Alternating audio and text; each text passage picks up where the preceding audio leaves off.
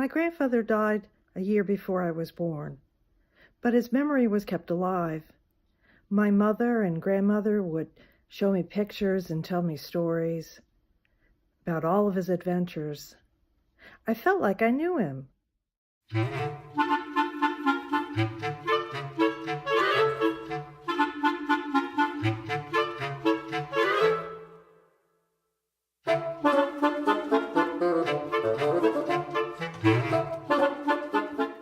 Joseph's mother died when he was a teenager.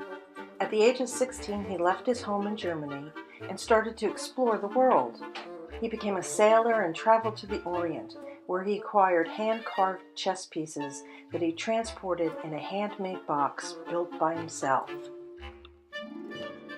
April 14, 1912, Joseph stood on the Titanic's dock. Come on, Joe, it's time to board. I have a funny feeling about this. The engine room is all the way at the bottom of the ship. If anything ever happened out at sea, we would never get out. Joseph didn't board the Titanic that afternoon and lost all of his possessions. He continued his travels.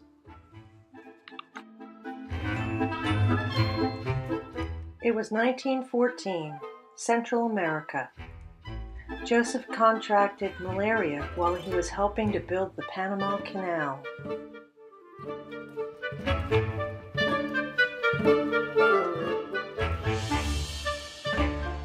His travels took him to America, where he was a clown in the circus who trained dogs to perform tricks. I inherited the circus trunk he used for his belongings. 1929 to 1939, the Great Depression. Living in New York City, he worked as a machinist during this time period, at least until the work ran out. He had a nervous breakdown. He recovered, and in the 1940s, until he retired, worked as a building superintendent at several apartment buildings in New York City and New Jersey. I feel like my grandfather and I are kindred spirits. I too have had many jobs throughout my lifetime, and I love adventure and travel. In fact, my mother named me after my grandmother and grandfather, so in a way, he lives on through me.